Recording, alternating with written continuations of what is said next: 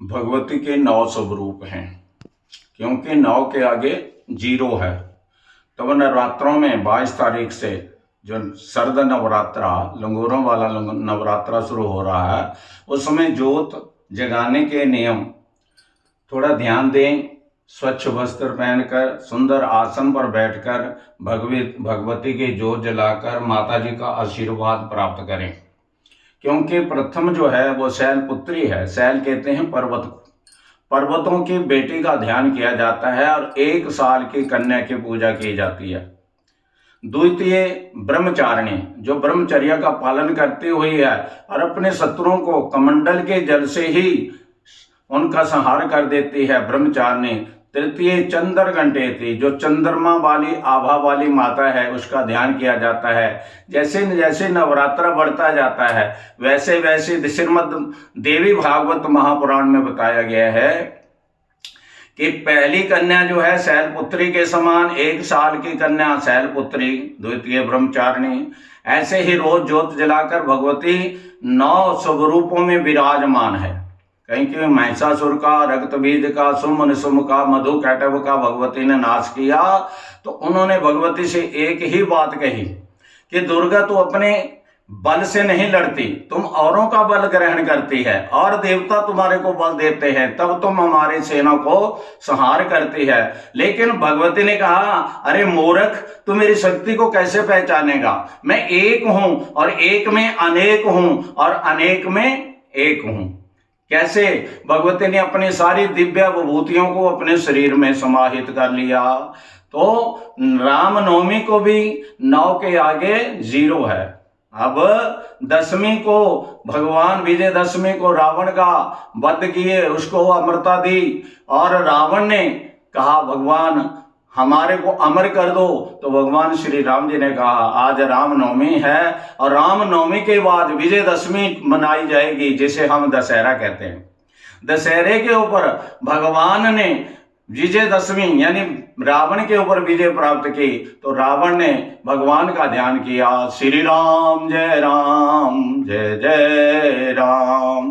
तब भगवान को बड़ी दया आई, रावण तुम्हारा ये पर्व हर वर्ष श्रद्धा पूर्वक लोग मनाएंगे और इस पर्व में आपको विजय प्राप्त हुई है।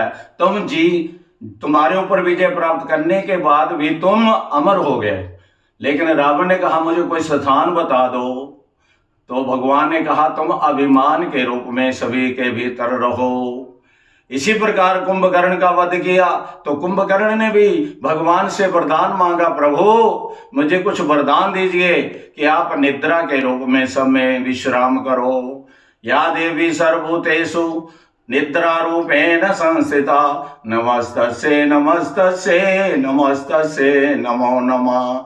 देवी को कहा कि जाओ, कुंभकर्ण इंद्रासन मांग रहा है और इसकी वाणी पर बैठ जाओ। तो शारदा माता इसकी वाणी पर बैठ गई और इसने इंद्रासन मांगना था लेकिन निंद्रासन मांग लिया। तो भगवती ने निंद्रासन का आशीर्वाद दे दिया। तो रावण कहता है भगवती माँ देवी ये खाएगा पिएगा कब? कि 6 महीने में एक बार ये जागेगा, तो 6 महीने का राशन खाकर फिर सो जाएगा।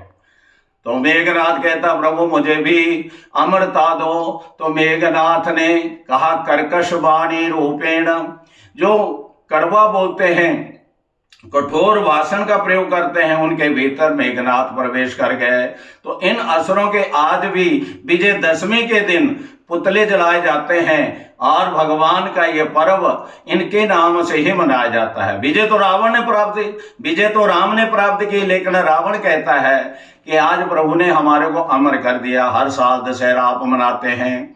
इसी प्रकार से भगवान कहते हैं कि जो मेरी पूजा अर्चना करता है, भगवती का ध्यान करता है और भगवती का आशीर्वाद लेता है, उसके घर में सदा सुख शांति, धन धान्य, सुख संपत्ति की वृद्धि होती रहती है। लेकिन पूजा में इन बातों का ध्यान रखना जरूरी है। जैसे हम पूजा कर रहे हैं तो हमारा मन इधर उधर न जाकर भगवती के चरणों में एकाग्र हो, और एकाग्र मन ही भगवान और भगवती को प्राप्त कर सकता है, इसमें जरा भी संदेह नहीं है। या देवी सर्वभूतेषु विद्यारूपेण संस्थिता नमस्तस्यै नमस्तस्यै नमस्तस्यै नमो नमः। या देवी सर्वभूतेषु अविद्यारूपेण संस्थिता नमस्तस्यै नमस्तस्यै नमस्तस्यै नमो नमः। जयकारा वैष्णो माता जी का बोल सांचे दरबार की जय।